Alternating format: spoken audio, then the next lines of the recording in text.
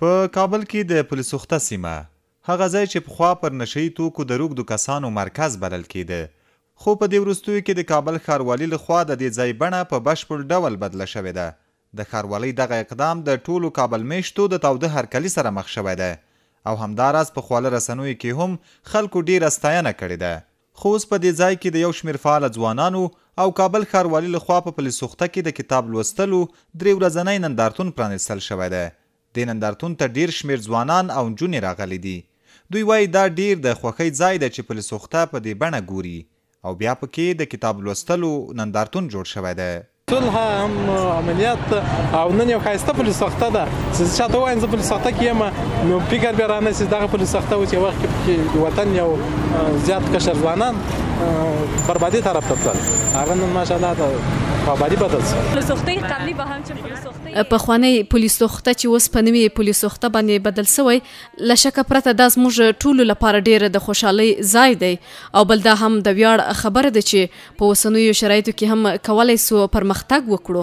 دغه ځای د مافیایي کړی و او بدبختانه د افغاني ټولنې د بربادۍ ځای و ځکه دلته به چې ځوان راغله بیا جوړ نه شوی تللی یعنې په متعدی او هغه ژوند یې د خپل د لاسه ورکول نو الحمدلله نن ډېر خوشحالۍ ورځ ده نو ډېر خوشحاله یم. د کتاب لوستلو په دې نندارتون کې یو شمېر ډاکټرانو هم برخه اخیستې وه. زینب مختار هغه ډاکټره ده چې پلسوخته ته نږدې په یو شخصي روغتون کې دنده لري. نوموړې وایي قبلا یک ساحه ناامن بود. له بده مرغه پخوا دا ځای ډېر ناامنه او له روږدو کسانو ډک و. کله به چې موږ له پلسوخته سیمې تېرېدو نو یو ډول منفي پیغام او انګیزه به یې راکوله هغه که لویانو ته وه یا ماشومانو ته.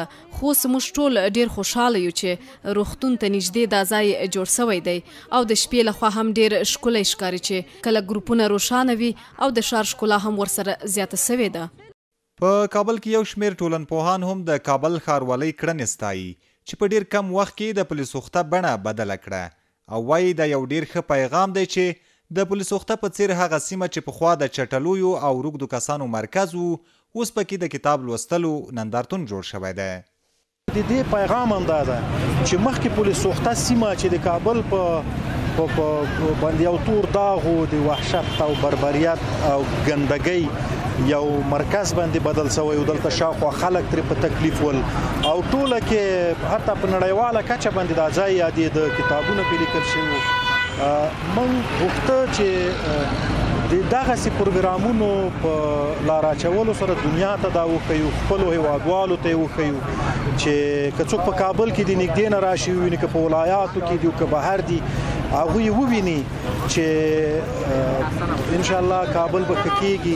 په کابل ښار کې پلسوخته هغه مشهور نوم و چې په اورېدلو سره به یې د انسان ذهن ته تورې تیاري چټلۍ او د روږدو کسانو انځورونه ورتلل.